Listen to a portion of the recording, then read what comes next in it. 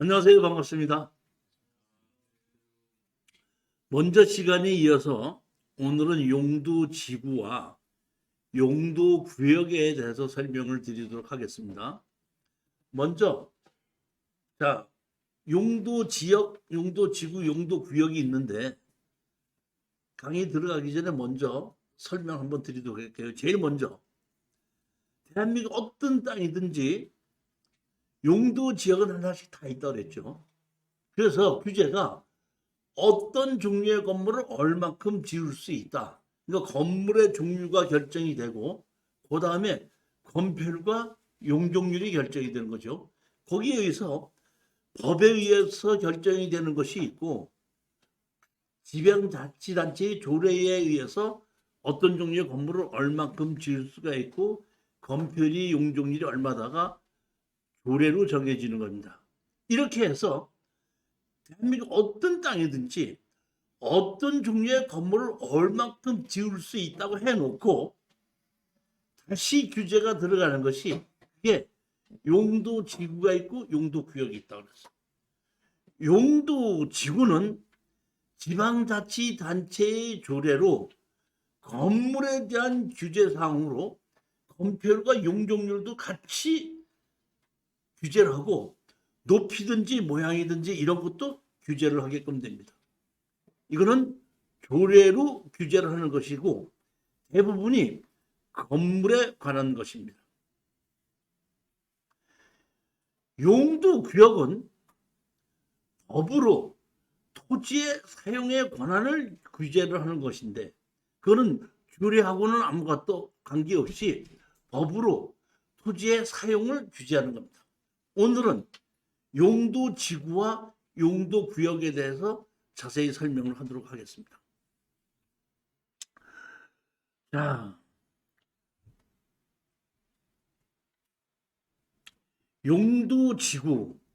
용도지구는 국토의 계획과 이용에 관한 법률에 의해서 전부 다 10가지가 있습니다.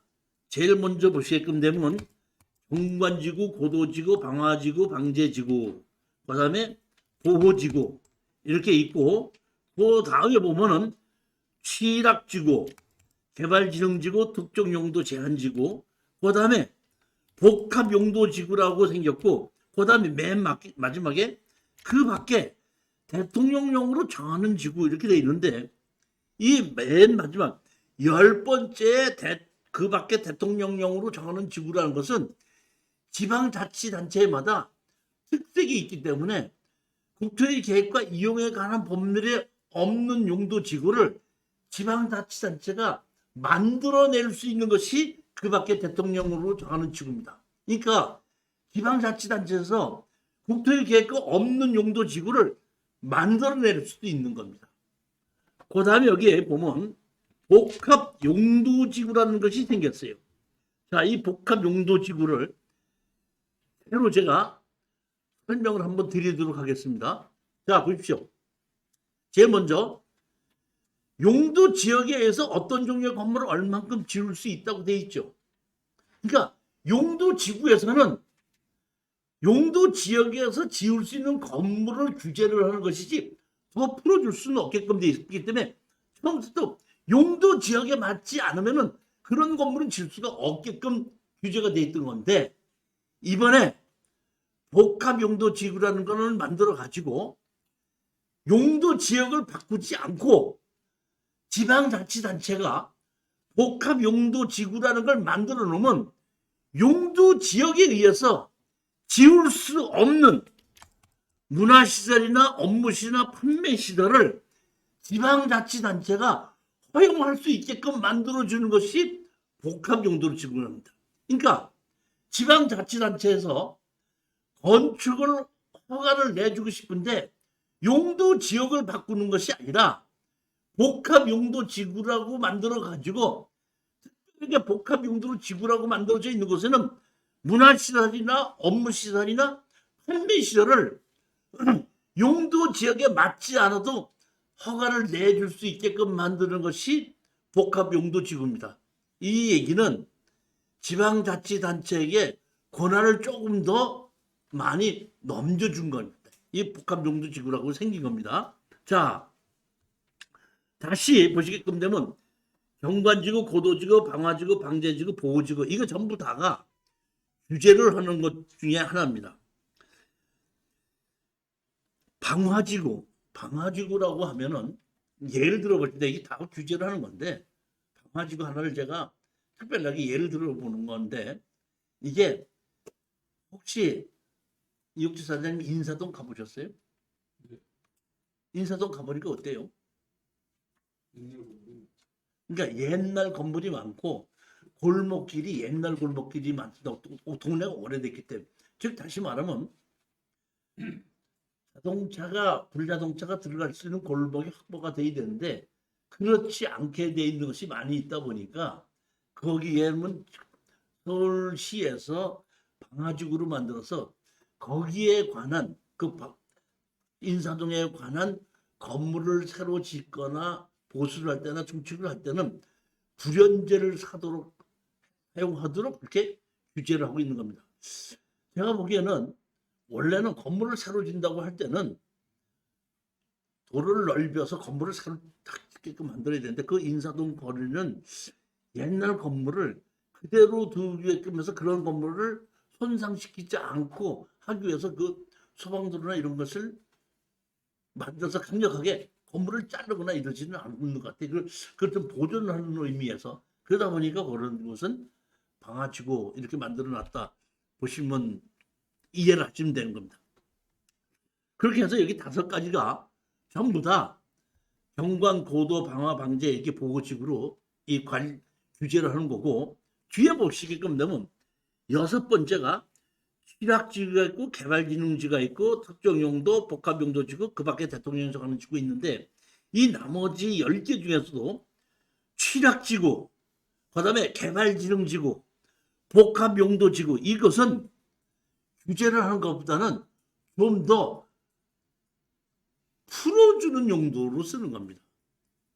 취락지구가 있고 개발기능지구가 있고 이런 것은 좀 더 풀어주기 위한 거고 복합용도지구도 좀 더 풀어주기 위한 거고 특정용도 제한지구나 그 밖에 대통령이 정하는 지구 그 밖에 대통령령으로 정하는 지구는 국토의 계획과 이용에 관한 범위에 없는 용도지구를 지방자치단체장이 필요한 경우에 만들어서 규제를 할 수 있게끔 되는 것이 그 밖의 용도지구입니다. 즉 10개 용도지구 중에서 취락지구나 개발기능지구나 복합용도지구를 제외한 나머지 7개는 대부분이 규제를 하기 위한 거고 6번, 7번, 9번은 조금 풀어주고 개발을 좀 더 편안하게 할 수 있게끔 해주기 위한 것이라고 보시면 됩니다. 하나씩 보시겠습니다.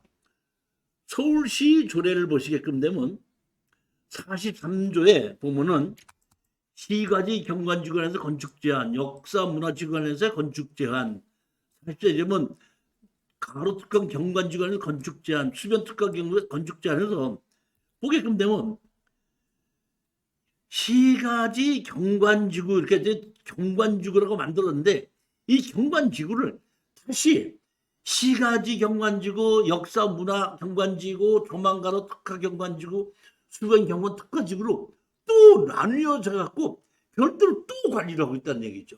국토의 이용에 관한 범위는 그냥 경관지구 이렇게만 나와 있는데 지방자치단체에서 또 더 세부적으로 나눠서 규제를 할 수 있다 이런 얘기입니다.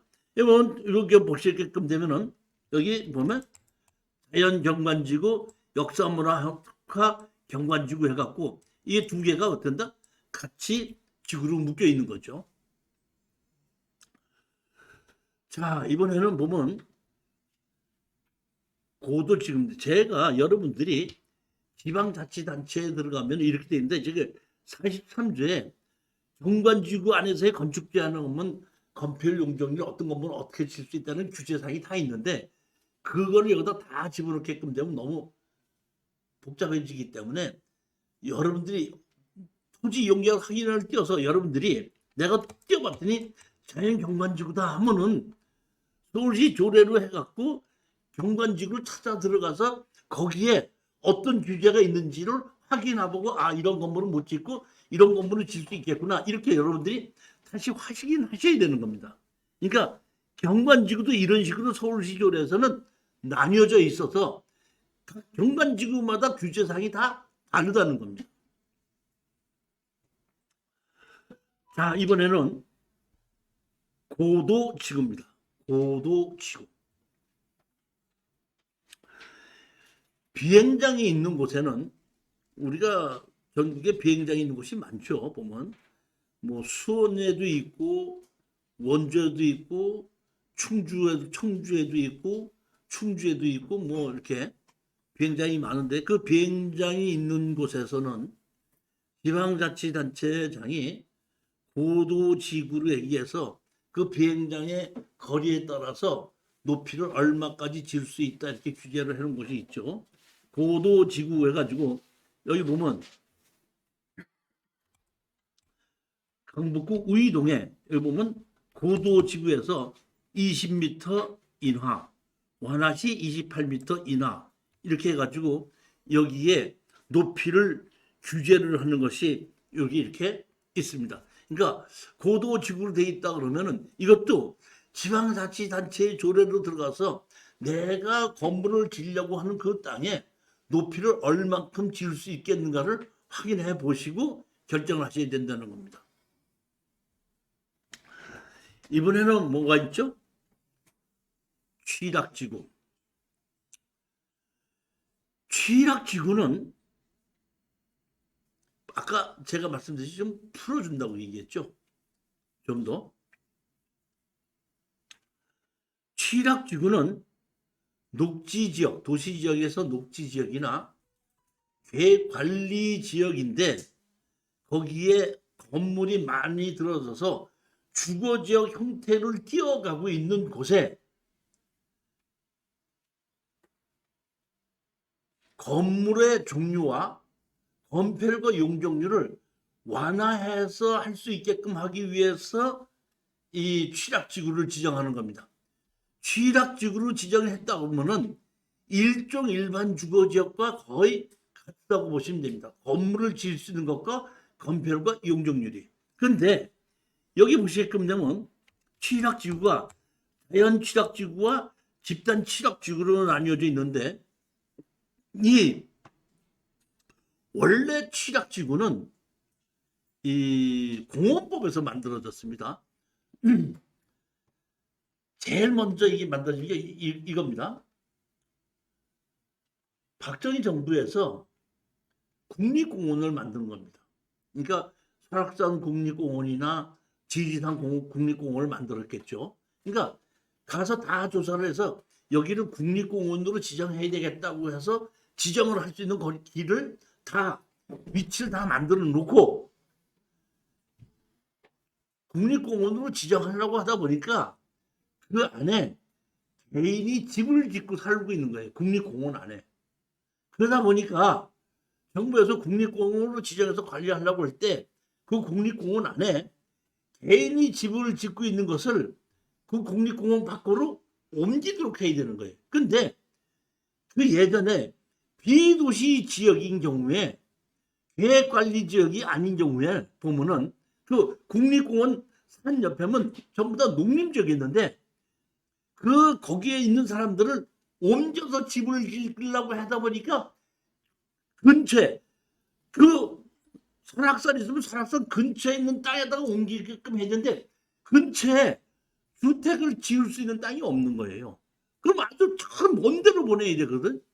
그러다 보니까 안 되겠다 싶어가지고 그 당시에 국립공원을 만들면서 뭐냐면 취락지구를 지정할 수 있다 해갖고 농림지역에 있는 그 집을 못 짓는 땅에다가 취락지구를 지정하면 일등 일반 주거지역과 같은 건물을 지을 수 있다고 만들어서 국립공원의 안에 있는 그 개인 집들을 취락지구로 땅으로 옮겨서 집을 짓게끔 한 것이 제일 처음에 시작한 것이 취락지구예요.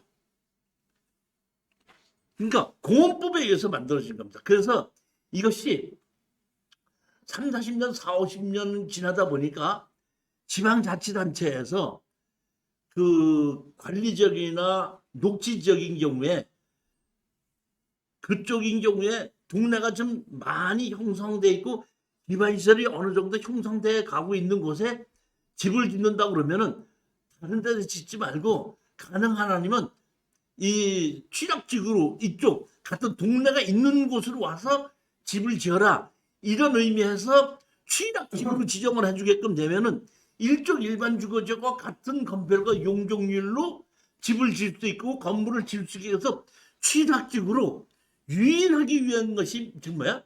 취락지구야. 그러다 보니까 지금 계획관리지역이나 녹지지역에 취락지구로 지정된 곳이 많습니다. 예전이라는 몇 년 전이죠. 평택에 어떤 땅과 건물이 있는 곳이 경매로 나왔더라고요. 그럼 제가 그 동네에 가서 공인중개사한테다가 경매로 딱 나온 걸 가지고 그 번지수가 얼마냐고 물어볼 수가 없으니까 제가 그냥 가서 이 근처에 내가 다세대를 하나 짓고 싶은 땅을 찾고 있는데 이 근처에 다세대를 지을 수 있는 땅이 얼마나 갑니까 하고 내가 중개사님한테 여쭤본 적이 있습니다.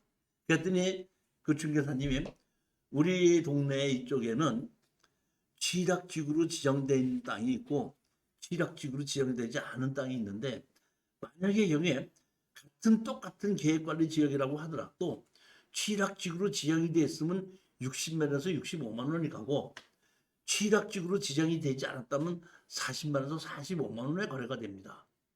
이렇게 얘기한 적이 있는데 취락지구로 지정했으면 일종 일반 주거지역과 동일한 건폐율과 용적률의 건물을 지을 수 있게끔 풀어준 거라 이런 얘기입니다. 여기 보시게끔 되면 집단 취락지구라고 나옵니다. 이 집단 취락지구는 조금 있다가 용도 구역을 강의할 때 개발 제한 구역에서 나온 것이 집단 취락지구거든요. 그러니까 이 집단 취락지구는 개발 제한 구역에서만 지정이 되는 겁니다.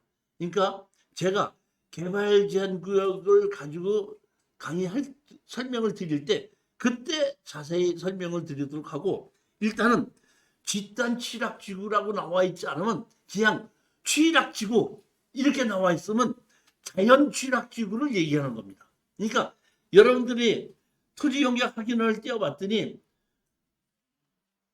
계획관리지역이나 녹지지역, 자연 녹지지역인 경우에 취락지구로 지정이 되어 있다 할 때는 일종 일반 주거지역과 동일하게 건물과 건폐율과 용적률을 지을 수 있는 곳이다. 이렇게 생각만 하시면 더 틀린 것이 없습니다. 자, 그 다음에 개발진흥지구라고 되어 있습니다. 이 개발진흥지구는 주거개발진흥지구, 산업유통개발진흥지구, 관광휴가개발지구 이렇게 해서 복합개발진흥지구 이렇게 해서 몇 가지로 나누어서 개발진흥지구로 지정하는데 개발진흥지구로 지정됐다고 하더라도 일종 일반 주거지역과 거의 같은 건물을 건폐율과 용적률을 지을 수 있다 이렇게 생각하시면 되고 이거 대부분이 주거개발진흥지구는 많이 있는데 유통개발지나 관광휴가개발이나 이런 경우에는 지방자치단체에서 따로 그쪽에 유통을 뭐 만들겠다든지 뭐 휴양지를 만들겠든지 했을 때 지정을 하는 거고 대부분은 주거개발진흥지구로 해갖고 주거용 건물을 유치할 수 있게끔 해서 거기가 계획관리지역이나 뭐 녹지지역이나 됐어도 개발진흥지구로 지정됐으면 제가 보면 한 몇 년, 3, 4년 안에 일종 일반 주거지역으로 바뀌는 경우가 상당히 많더라고요. 뭐 때에 따라서 좀 시간이 오래 걸릴 수가 있는데 만약에 일정 기간 안에 계속해서 사람들이 들어와서 집을 짓고 어느 정도 형성이 되면은 일종 일반 주거지역으로 바뀌기도 하더라 이런 얘기입니다. 그러니까 그럴 가능성이 아주 더 많은 곳입니다.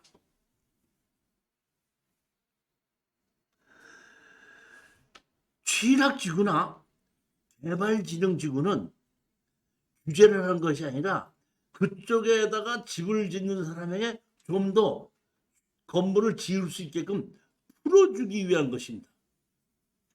쥐락지구나 개발진흥지구. 여기 보시면 경기도 광주시에 보면 주거개발진흥지구, 주거개발진흥지구 이렇게 해갖고 여기에 이쪽에 건물을 질 때에 예전에는 계획관리지역이었는데 이 계획관리 이제 지금 계획관리지역인데 계획관리지역에 이렇게 주거개발진흥지구로 지정이 되게끔 되면 일반 주거지역에 질 수 있는 건물과 건폐율과 용적률을 적용해서 건축허가를 내준다.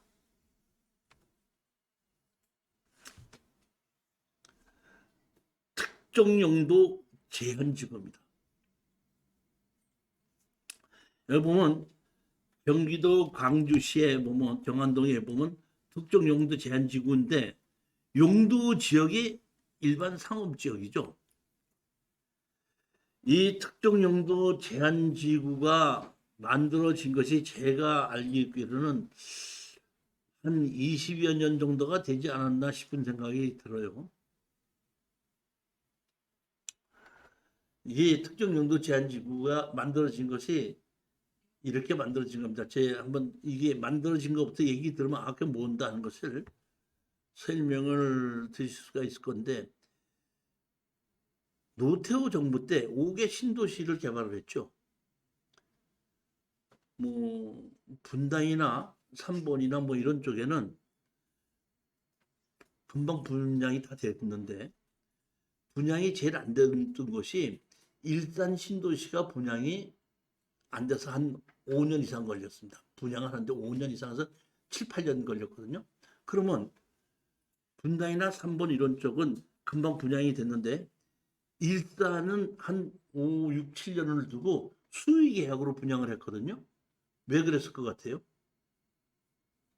왜 다른 데는 금방 분양이 됐는데 왜 일산은 시간이 오래 걸렸어요? 이 사장님 왜 그래요?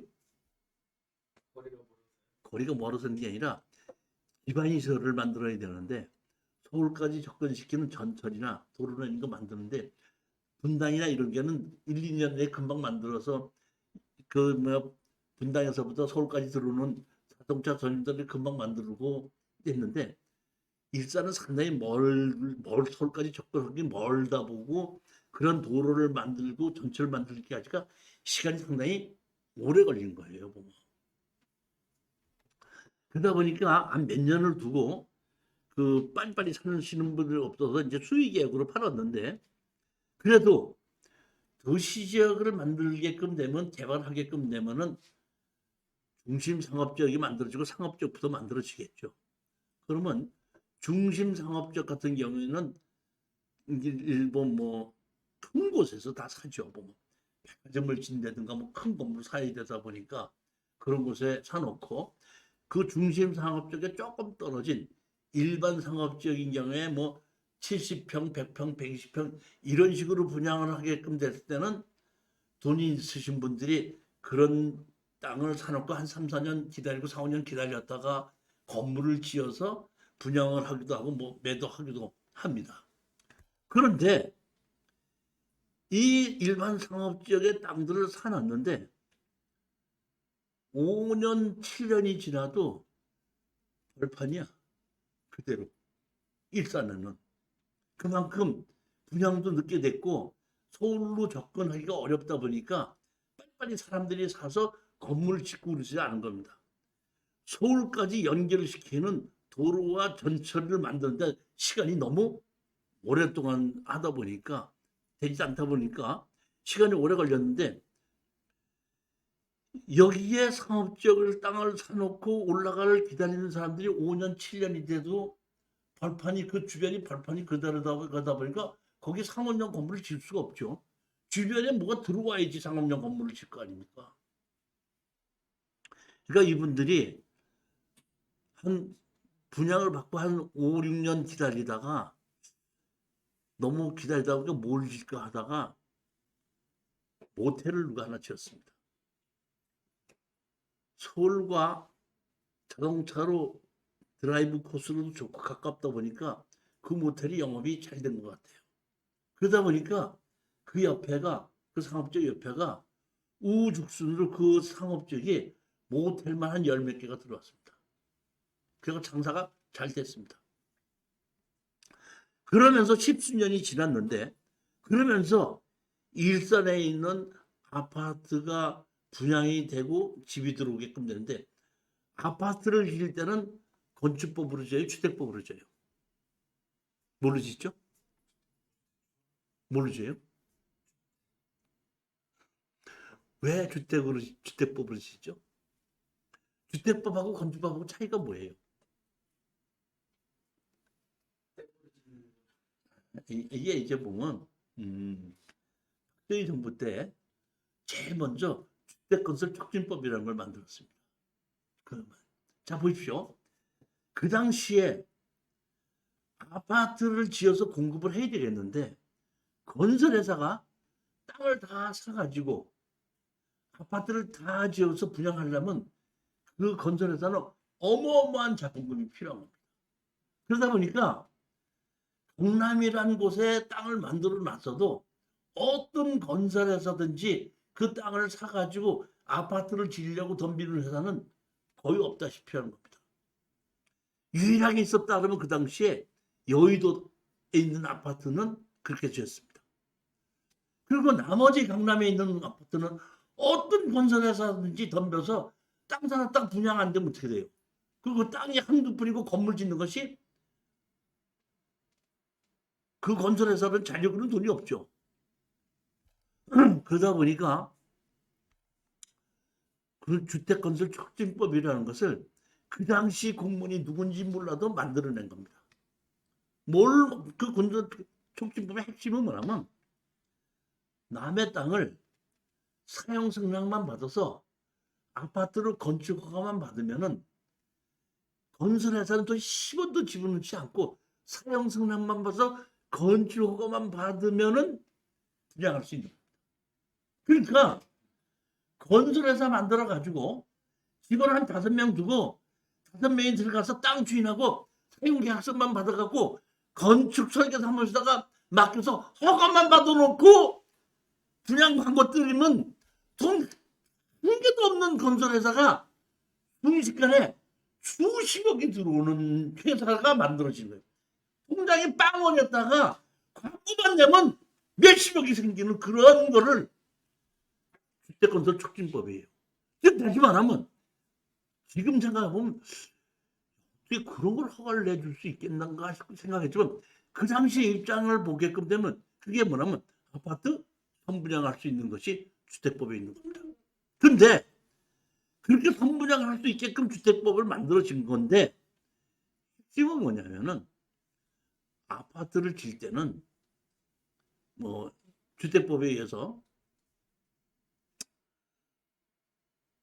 뭐 얼마 이상을 뭐 지어야 된다, 뭐 뭐를 만들어야 된다, 이런 것이 만들어져 있기 때문에 이제 그 조건으로 짓게끔 되는데, 이렇게 해서 질 때 가장 중요한 게 뭐냐면 3천 가구 이상이면은 초등학교를 지어야 되고, 그 주택법 가장 중요한 내용이 5천 가구 이상이면 중학교까지 지어야 되는 겁니다. 그러다 보니까 10년, 20년이 지나서 건설회사들이 그 땅을 상수납을 받아갖고 아파트를 질 때 학교도 짓고 공원도 짓는 걸로 해서 다 지어놨다, 이런 얘기예요. 근데 10몇 년 전에 한 기자가 신문을 터뜨렸어요. 어느 지역에 가면은 초등학교를 가려고 할 때는 아파트 있는 곳에서 학교까지 모텔 앞을 지나가야 되고, 학교에서 끝나면 집으로 갈 때 모텔 가운데를 지나가야 된다. 어떻게 초등학교 학생을 주변 환경을 그런 식으로 만들어 놓고 했느냐 하고 신문에 대대적으로 이제 이거 누가 생각해봐도, 아니 초등학교 애들이 학교 가고 오는 길에 어떻게 모텔 총만 있는 데를 가운데를 지내서 만들어야 되냐 이렇게 했는데, 자 보십시오. 모텔을 먼저 줬어요, 학교를 먼저 줬어요? 그러면 모텔에 있는 곳에다가 학교를 허가를 내준 것이 잘못된 거야? 아니면 학교를 허가를 내면서 모텔을 없애야 돼요? 어떻게 해야 돼요?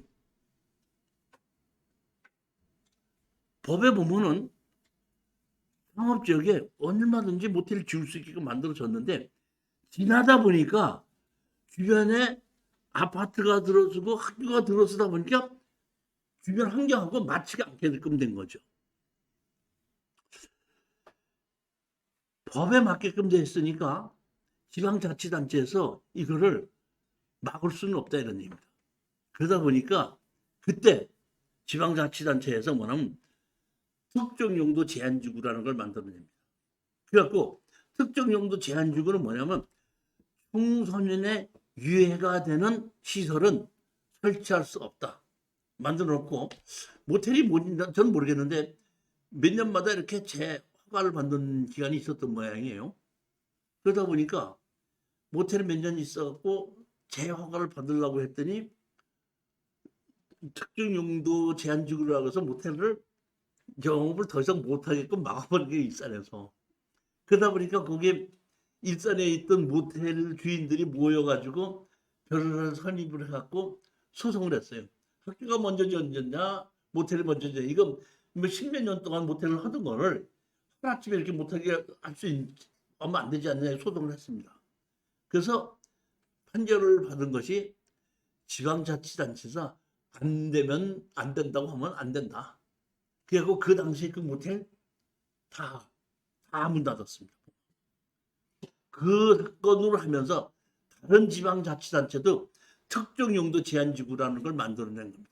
이래가지고 보면 제일 먼저 경기도 광주시에서는 보면 숙박시설 제한지구, 위락시설 제한지구, 위험물 저장 처리시설 제한지구 해가지고 보게끔 되면 특정 용도 제한지구는 뭐 얘기를 하려면 그래요. 청소년의 유해가 되는 영업행위는 할 수 없다. 상업지역을 샀는데 땅을 상업지역을 샀는데 학교하고 가까워서 특정 용도 제한지구로 지정이 되어 있다. 상업지역의 발의를 다 못할 수 있다. 그런 얘기입니다. 특정 용도 제한지구는 그런 얘기입니다.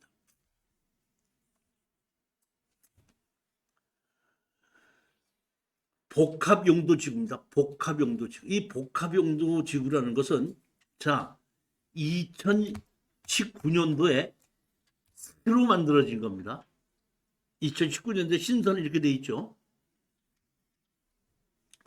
자, 용도 지역에 의해서 어떤 종류의 건물을 얼만큼 지을 수다 이렇게 되기 때문에 용도 지역에 맞지 않으면 그 건물을 애초에 지을 수가 없는 겁니다. 근데 복합용도지구는 지방자치단체다가 좀 더 그 허가권을 넘겨주기 위해서 만들었다 그랬죠. 그러니까 용도 지역에 의해서 지을 수 없는 건물이라도 지방자치단체가 거기다가 복합용도지구라고 지정을 해놓으면 복합용도지구 안에서 지방자치단체의 조례에 의해서 용도 지역에 의해서 허가 안 나는 건물도 허가를 내줄 수 있게끔 만들어 놓은 것이 복합용도지구입니다. 복합용도지구에서는 해당 용도지역에 허용되는 건축물 외에 다음 각도에 따른 건축물을 건축할 수 있다. 이 건물만 못 짓고 다 짓는다는 얘기인데 어느하면 일반 주거지역인데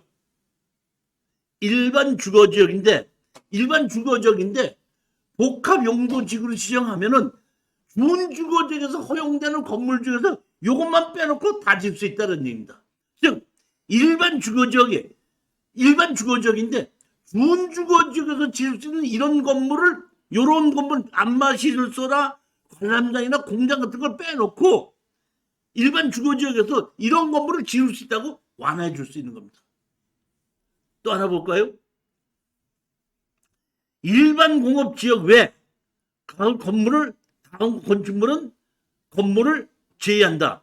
아파트, 단람주점, 안마시설소, 노유자시설, 계획관리지역에서는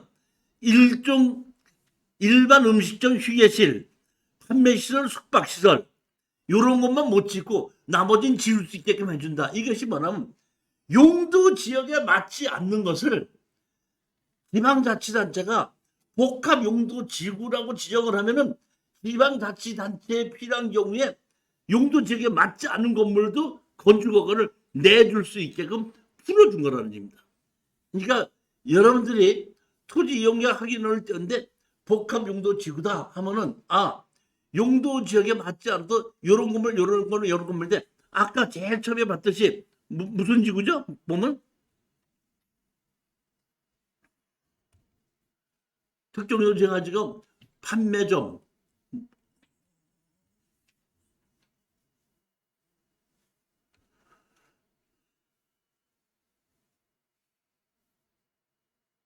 보면 문화시설, 업무시설, 판매시설 여기에 안에서 조례로 용도지역에서 허가를 안 내줄 거를 허가를 내줄 수 있는 것이 복합용도지구다 이런 얘기입니다.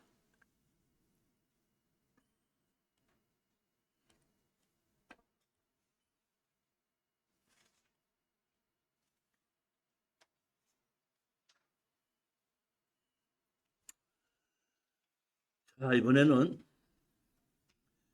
용도구역입니다.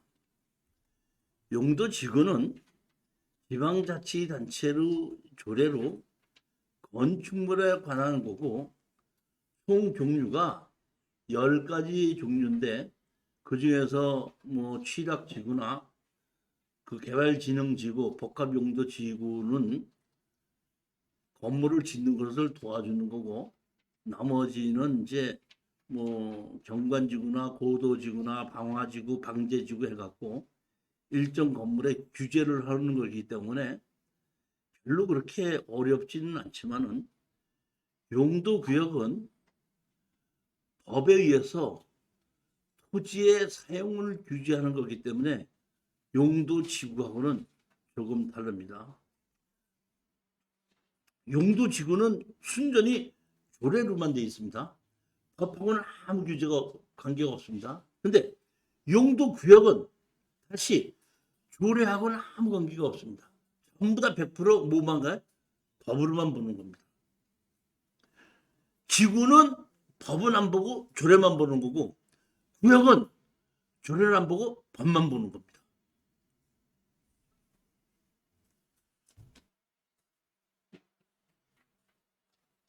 용도구역은 국가에서 토지의 규제가 필요한 경우 지정되기에 법을 찾아봐야지 된다 이런 얘기입니다.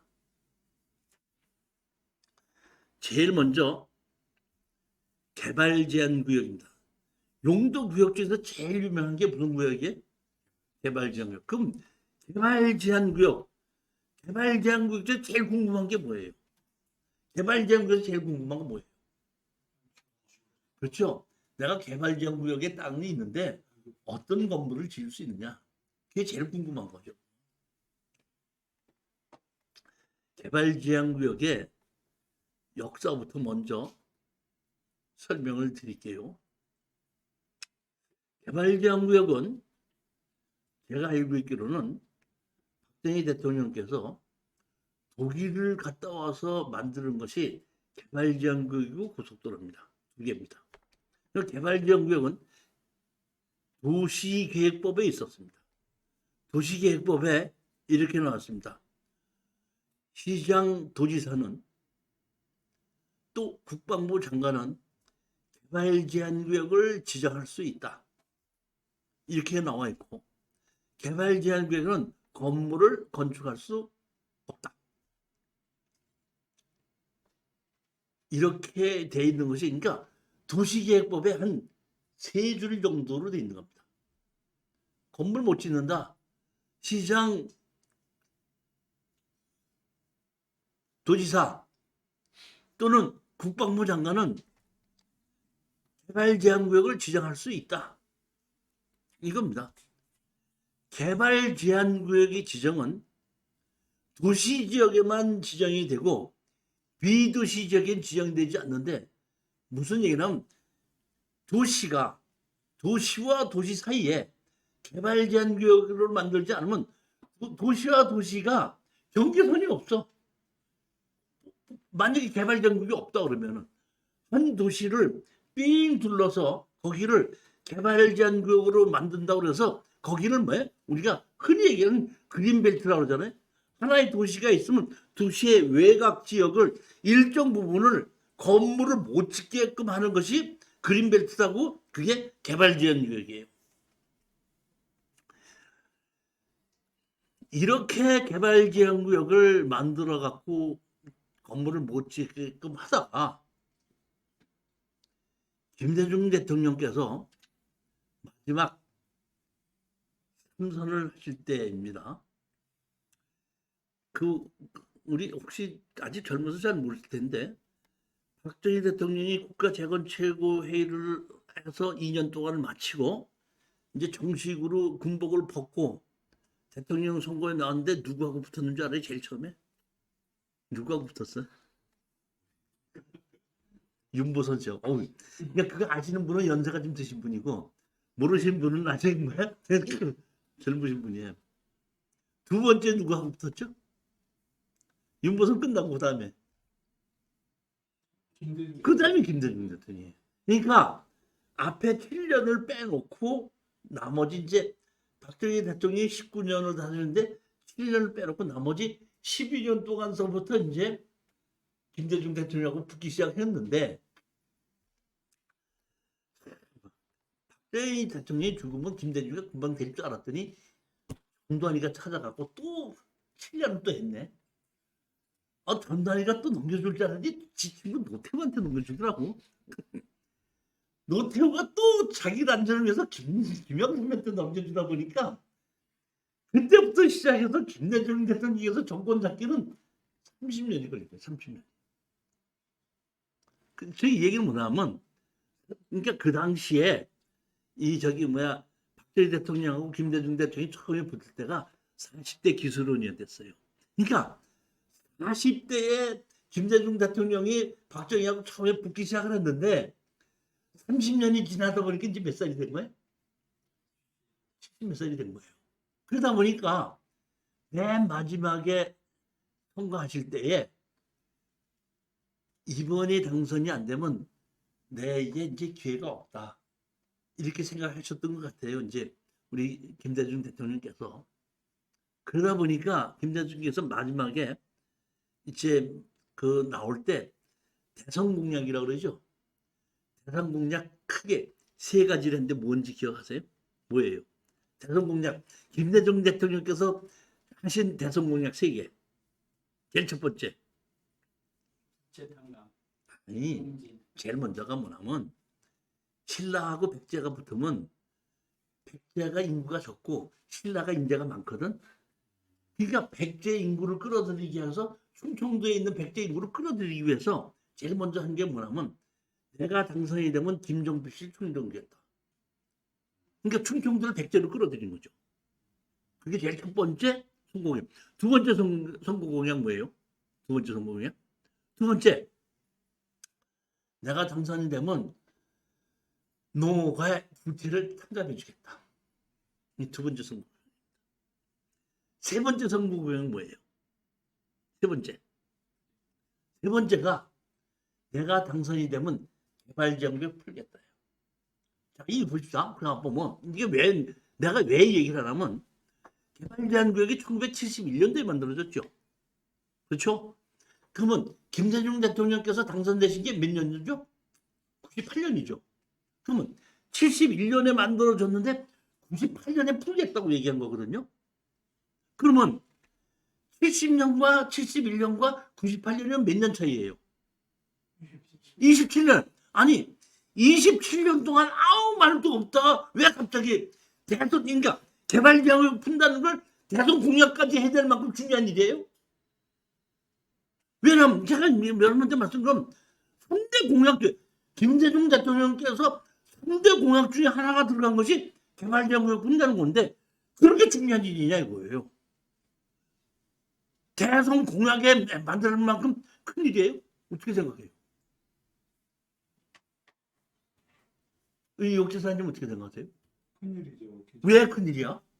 뭐가 큰일이야? 개발장국이 여태까지 30년 동안 아무것도 없이 잘 가고 왜 갑자기 큰일이 됐냐고. 대성봉양견 낙설만큼 큰일이 된 게 뭐예요? 그게 이런 겁니다. 박정희 대통령께서 우리 개발지원구를 만들었을 때는 제가 알기로는 우리나라가 한 300~400불이에요. 그러면서 80년대를 향해서 춘불소득이라는 것을 목표로, 내 젊었을 때입니다. 몇 불 소득을? 춘불소득을 목표로 했어요. 게다가 춘불소득을 이루지 못하고 박 대통령이 돌아가셨는데 전두환이가 춘불소득을 일으키면서 해외여행까지 가게끔 만들었던 겁니다. 경제가 그만큼 못한다? 그런데 전두환이가 잘해서 나는 그렇게 잘했다고 생각하지 않고 그만큼 밑받침을 박정희한테 깔아놨기 때문에 올라간 거죠. 그러면서 김영삼 정부 들으면서 10,000불까지 된 겁니다.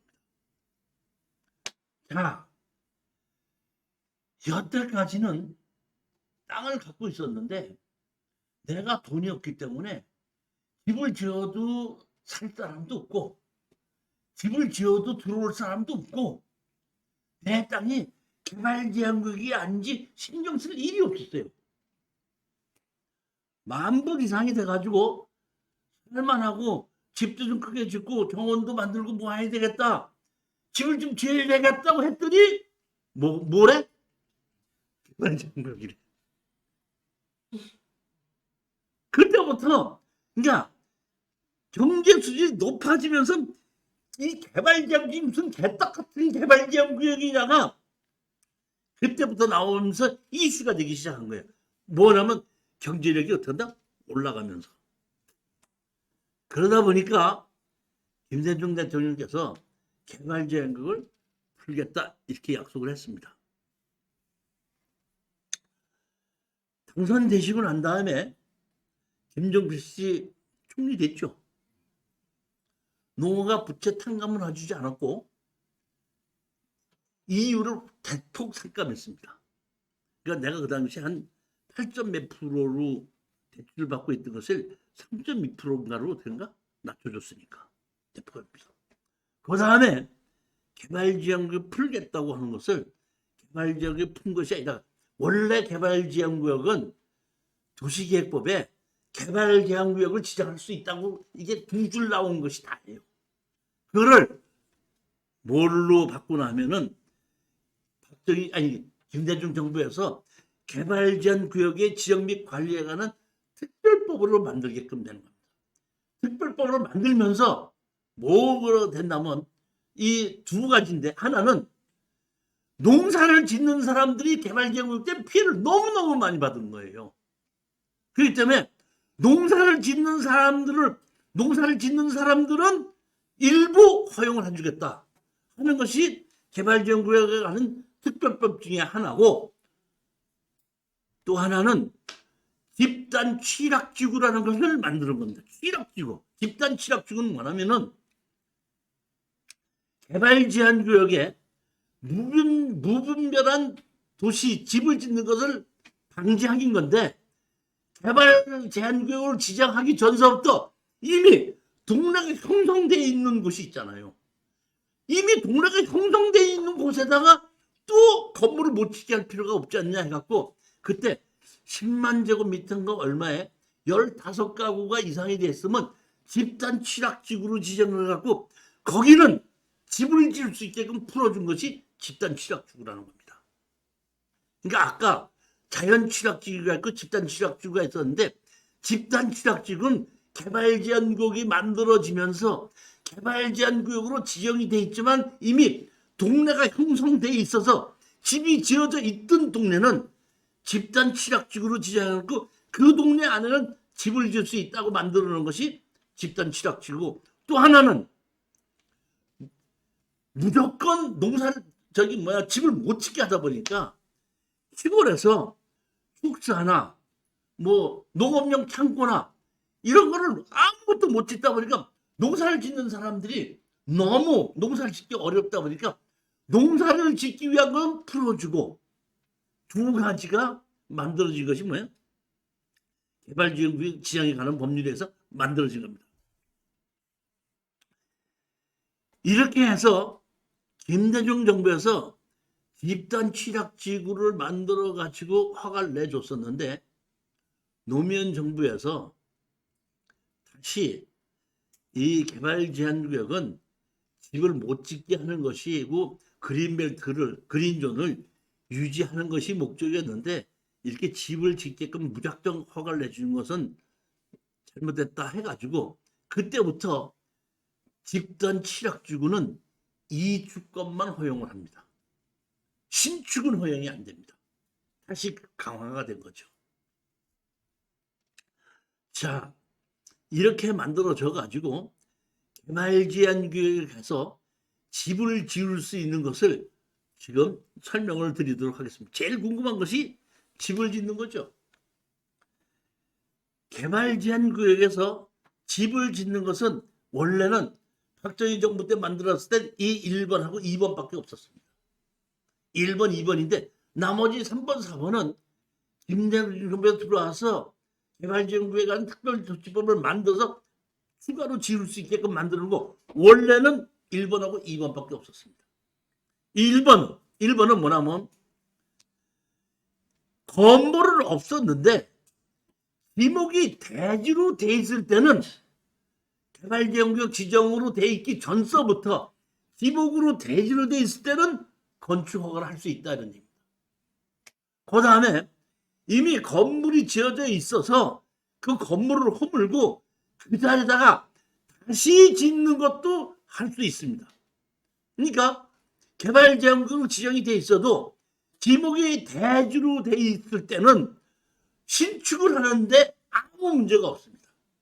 자, 그러면은 제가 개발제한구역이라고도 신축을 하는데 아무 문제가 없다 그랬죠. 그러면 내가 여기 사장님이 개발제한구역 땅을 갖고 있어서 지목으로 대지로 돼 있으니까 신축하는데 아무 문제가 없다 그랬어요. 없다 그랬으면 어떤 종류의 건물을 얼마큼 지을 수 있습니까?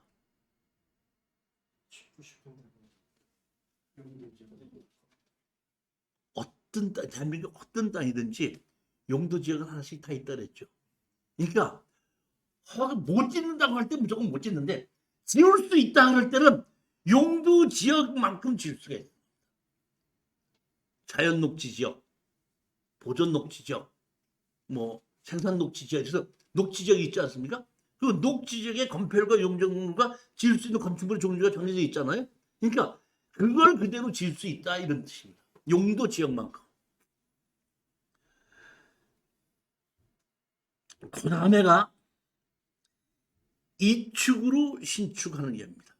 이축은 뭐냐면은 내가 개발제한 구역에 하나의 건물을 허물고 하나의 건물을 새로 짓는 건데 아까는 기존에 있던 땅 위에다가 건물을 허물고 새로 짓는 건 무조건 허가가 되는데 그거 말고도 내가 개발제한 그 이쪽에 있는 건물을 허물고 저쪽에다가 옮겨 짓는 것도 허락을 했습니다.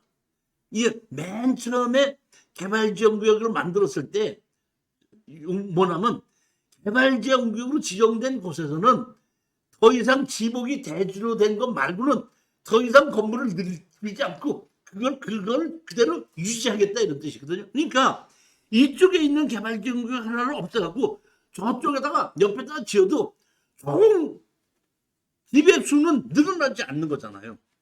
그렇기 때문에 그대로 어떤데 지을 수 있게끔 해준다 하는 것이 맨 처음에 개발지역구역 만들어 놨을 때 얘기입니다. 그런데 처음에 이런 것을 잘 모를 때는 이 주권이 뭔지 모를 때는 큰 문제가 없었습니다. 쉽게 얘기해서 내가 이제 그 설계 사무실에 취직을 해갖고 도면을 그리는 것이 아니라 그 당시 취직을 해도 트레이싱지가 워낙에 비싸갖고 수입을 하고 비싸다 보니까 우리 같이 새로 신입 들어온 데는 트레이싱지 주지도 않아요. 정말 1년간은 연필 깎고 청소만 하는 겁니다. 요새 대학 졸업해갖고 취직했는데 청소하고 연필만 깎으라면 이 무언 회사가 일하고 그만두죠. 그때는 그렇게 시켜서 또 월급 좀 감사합니다고 들어갔었어요. 그래갖고 뭐냐면 그 우리 소장이 개발지원구에 집을 하나 짓는 것이 들어왔는데 니들 나가가지고 어떻게 개발지역에 집 허름한 집 하나 사갖고 와봐봐. 이렇게 해갖고 우리 둘이가 셋이서 나가갖고 동네 막 그 개발지역 동네 가갖고 노인네 만나가지고 다 쓰러져가는 집이 있는데 저 집을 하나 파세요 그랬더니 그 노인네가 땅도 같이 팔으려는 줄 알고 안 팔아 그 땅 나가 안 팔아 그러니까 땅 말고 건물 줘 그랬더니 건물? 그럼 땅 말고 건물만 사겠다고 그러더라고. 예 그랬더니 아니 저 쓰러져가는 건물을 뭐 하려고 살려고 그래? 아 돈만 많이 준다면 팔지. 아 그래요? 그러면 저거 100만 원 드릴게. 뭐? 쓰러져가는 집을 100만 원이나 준다고? 알았어 알았어. 진짜 돈 주는 거지? 예. 100만 원 주고 건물 사갖고 건물만 우리 이름으로 바꾸고 어떤다? 멸시를 해버리는 거예요. 허물어버려요. 그럼 개발지원국에서 한 멸시증이 나오면은 그 멸시증을 가지고 다른 데 개발지원국에다가 건축허가 날 때 그걸 같이 집어넣어서 접수하면 건축허가 났었어요.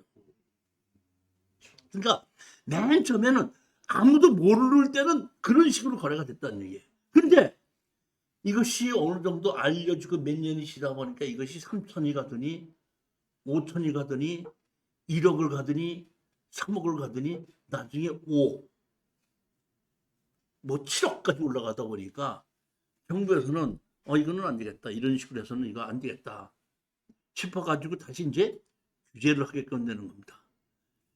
규제를 해서 어떻게 규제를 하냐면은 아까 김대중 정부에서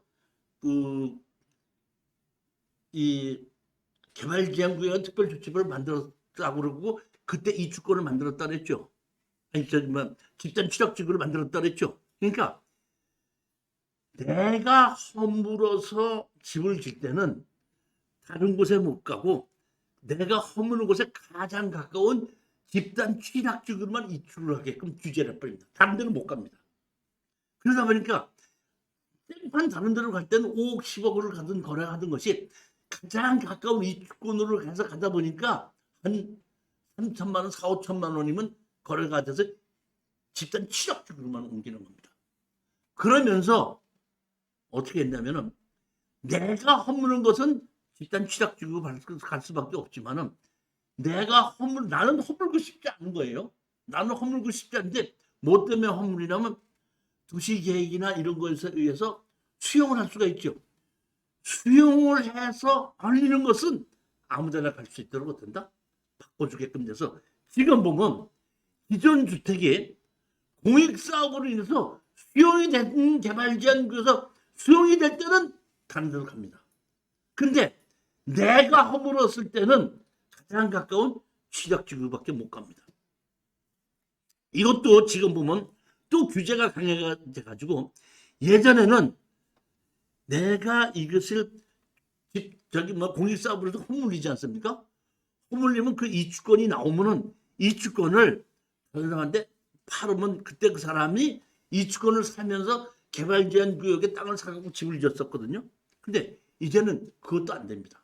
뭐냐면 이주권이 나올 때부터 개발지원구의 땅을 갖고 있던 사람에게만 하는 것이지 이주권이 나올 때 개발지원구역이 없다가 개발지원구를 사는 사람에게는 허가를 안 하는 겁니다. 그러니까 이주권이 나오기 전서부터 개발지원구역 땅이 있는 사람은 그걸 사면서 허가를 내준다 이런 겁니다. 그러니까 지금 개발지원구역에 공익사업으로 허밀라고 해도 팔지를 못하고 만약의 경우에 6개월 이내에 허물려가지고 6개월 이내에 다른 사람이 가지고 개발지원구역을 갖고 있다가 거기다가 집을 지을 수가 있지만 6개월 이내에 그걸 가지고 건축허가를 받지 않으면 그 이주권은 없어지게끔 만들었습니다. 지금. 그만큼 이주권을 가지고 몇 억씩 받고 넘겨주고 할 때는 이게 시대가 이제는 이주권으로 해서 건물을 내가 쓴다 하는 것은 개발지원구에서 지금 거의 없다고 보시는 것이 맞습니다. 자, 그런데 만약에 개발지원구역에 건물이 있다가 개에 의해서 이주권이 내가 공익사업에서 허물리는 게 아니라 태풍이 왔든지 장마가 져갖고 허물려졌다 할 때는 다른 데로 갈 수가 있습니다. 두 가지만 경우에 나머지는 집단 취락주구로만 이축을 해야지 됩니다. 자, 이렇게 지금 만들어졌고, 김대중 정부에서 농업인들이 건물을 못 지어서 피해가 많았던 것을 농업인들에게 그 특혜를 줬다고 제가 말씀드렸지 않습니까? 그러니까 여러분들은 개발제한 구역에 땅을 사서 집을 짓는다 그러면은 이주권을 사서 짓는 것보다는 제일 좋은 것이 나를 농업인으로 만들어 갖고 집을 짓는 것이 제일 방법이 좋은 방법 중에 하나가 그겁니다.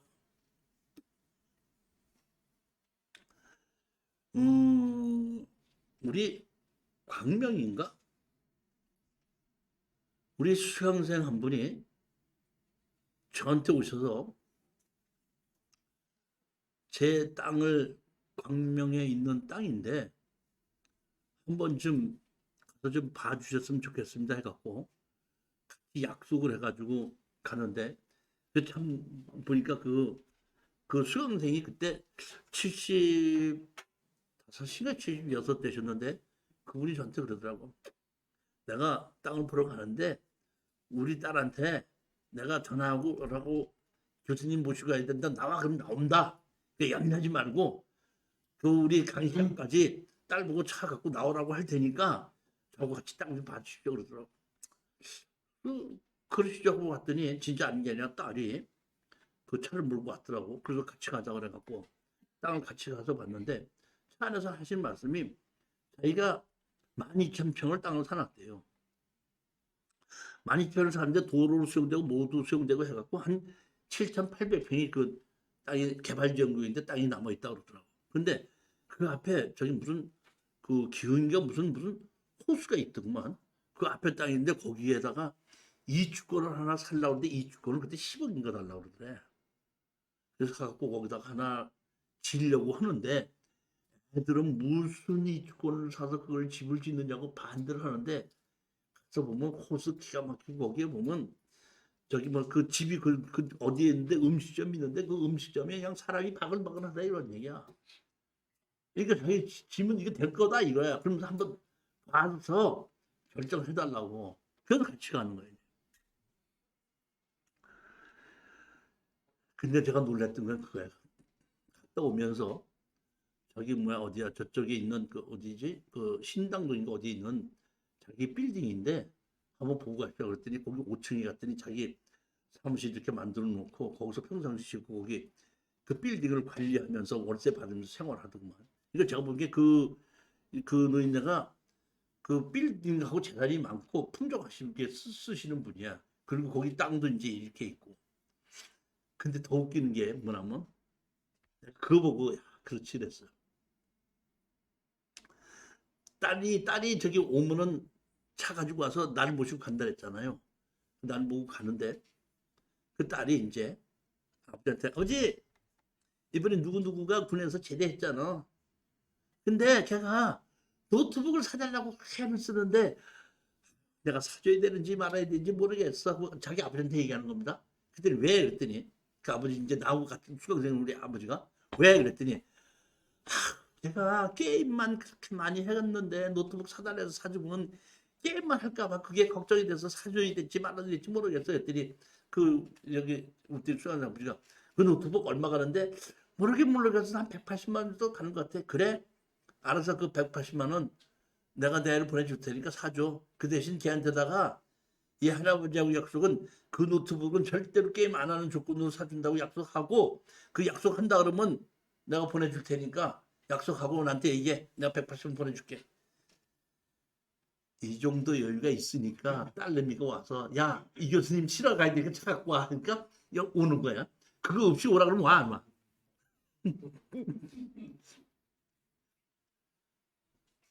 그래서 내가 확실히 보니까 나이 먹으면 뭐가 있어야 돼? 네? 머니가 아니라 품위 유지비가 있어야 돼. 품위 유지비. 그 먼저 우리 수강생 한 분하고 이제 가서 술 한잔 먹으면서 얘기하는데 자기가 금반지 한 돈짜리를 50개를 시켜서 만들어 놨대. 50개를. 50개를 한돈짜리를. 왜냐 했더니 며느리가 한 번 올 때마다 너 오느라고 수고했다는 거 한돈시킨 데를 한 번씩. 그러면 그렇게 잘하면 자주 온대. 오라고 얘기 안 해도 자주 온대. 그러니까 딱 50개 맞춰놨대. 올 때마다. 그러면 큰 며느리랑 작은 며느리하고 얘기하고 번갈아 가면서 서로 자주 온대.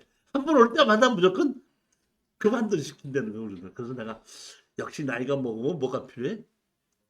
품위 유지가 필요한 거예요. 근데 그때도 그 노인도 그렇게 하더라. 근데 그때 내가 갔을 때에 내가 물어봤어요. 그분한테. 내가 농업인 만들어 놨습니까? 그랬더니 만들어져 있대. 지금 이주권 사는데 10억 달러 아닙니까? 10억 달러. 그러면 여기 내가 보면 여기다가 집을 지으면 참 좋긴 좋겠는데 10억 주고 너무 많으니까 이 앞에 근처에 가서 개발지원구역 안에 있는 집을 싼 거를 하나 사십시오. 제일 싼 거. 4억이든지 3억이든지 4억이든지 평소에 관계없이 하나 사십시오. 그래갖고 그래서 내가 그거를 사서 거기에 있는 건물을 허물면은 그 조건으로 다른 데로 이 주권을 못 가도 사장님이 갖고 계시는 그 농지 안에는 건물을 지을 수 있습니다. 그러니까 내가 얘기하기 전에 10억 주고 살라고 그러고 아들하고 딸은 그걸 10억 주고 사냐고 난리치고 이 노인네는 그냥 사고 싶어서 하고 있는데 반대를 하고 그러니까 나한테 물어봤다. 내가 그렇게 얘기하니까 알았습니다. 바로 아들이 뭐 3억 8천이가 얼마 주고 계약했다 그러더라고. 그래서 그거 허물고 거기다 지라 그랬더니 바로 지어갖고 한 1년인가 1년 있다가 와서 교수님이 도와주시려 했는데 제가 식사 한번 모시겠습니다. 그랬더니 거기다 이제 집 지었더라고 2층으로. 그래갖고 음식점을 새로 줬는데 이제 그 사장이 가니까 나하고 같이 가니까 우리 뭐 뭘로 하라고 줘라고 해갖고 뭐 아주 영양식으로만 해서 주는데 고기는 하나도 없이 처음부터 끝까지 야채야. 근데 내가 보면 밥이라고 시켜줬는데 밥이 아니고 약 같아. 그리고 더더군다나 이게 그때 낮에 갔었거든요. 한 1시, 2시 정도 갔었는데 손님은 한 80% 찼는데 남자는 우리 그 수강생하고 나하고 둘밖에 없다고. 전부 여자들이 와갖고 먹고 하는 거 아니지 보면. 그러니까 내가 보면 남자는 뼈 빠지게 돈 벌고 여자는 돈 벌어서 그렇게 쓰고 다니고 자기 미용 관리하고 그거 하는 것이 뭐한데 근데 지금 이 얘기는 뭐냐면 이 주권으로 짓는 것이 아니라 내가 있는 그 농지 안에다가 내 그 가까운 곳에 있는 집을 하나 사서 허물고 이 주권을 안 주는 게 아니라 내가 있는 농지 안에다가 옮겨질 수 있는 건 된다 이런 얘기입니다. 이제 그걸 허용한다는 얘기죠. 그러니까 처음에 이 박정희 정부 때 만드는 그런 것이 없었다가 김대중 정부에서 만들면서 농업인들에게 혜택을 주게 한 것이 이렇게 많이 만들어졌고 콩나물 재배사, 버섯 재배사 이렇게 지방 특산물 이런 것을 관리사 이런 것을 짓게끔 해줬는데 그러면 내가 땅만 있으면 무조건 용도 지역에서 있을 만큼 건폐율과 용적률을 다 정해서 지을 수 있느냐? 그렇지 않고 규제를 해놨습니다. 보게끔 되면은 개발지구에 주민의 생활을 하는 걸 지을 수가 있게끔 만들어 놓고 그거 말고 보면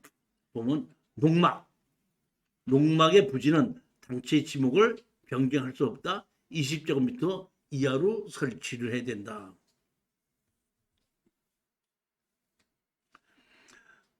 농업인에 해당하는 자도 농업의 편의를 위하여 자기 소유의 기존 주택을 철거하고 제가 조금 아까 말씀드렸죠. 자기 소유의 기준적을 철거하고 자기 소유의 농장 또는 과수원에 주택을 신축할 수 있다. 조금 아까 제가 말씀드렸던 게 이 사건이 이 얘기라는 겁니다. 보면 그 다음에 보면은 공익사업으로 인해서 철거되는 경우에는 아무 데로 올라갈 수 있습니다. 재해로 인하여 더 이상 거주할 수 없을 때는 다른 데로 갈 수 있습니다. 다른 사람의 땅에다가 건물을 짓고 있다가 건물주인이 없애라고 하면은 취락주기로밖에 못 갑니다.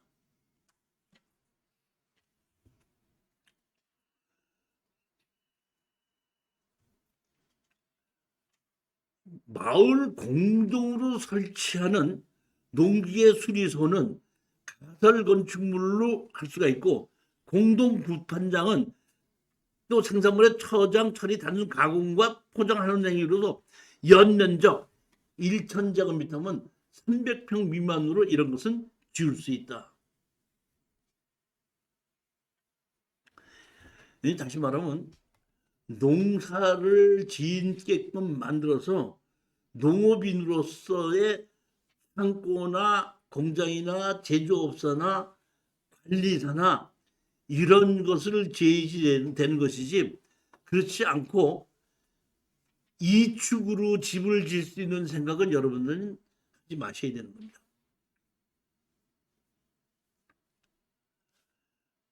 제일 좋은 것이 870평 이상의 농지를 갖고 농사를 짓는 사람은 25제곱미터인가 얼마 정도의 관리사를 지을 수가 있습니다. 근데 관리사라고 얘기하면 이름이 주택이지만 관리사는 주택과 똑같이 방, 거실, 화장실, 주방실 시설이 들어갈 수가 있어요. 이름은 뭐는데 관리사인데, 단 무슨 조건이냐면 관리사로 지었을 때는 지목이 대지로 바뀌지 않습니다.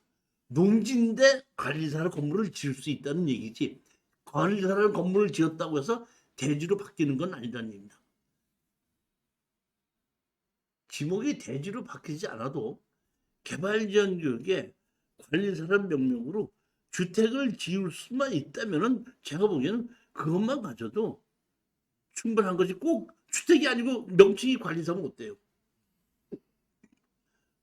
방과 거실과 화장실, 주방 만들 수 있으면은 그런 관점이. 그러니까 개발지원구에서 주택을 지을 수 있는 방법은 관리사를 짓는 방법입니다. 관리사는 아무나 허가를 내주는 것이 아니라 870평 이상의 농지를 가지고 있는 사람에게 관리사 허락을 내줍니다.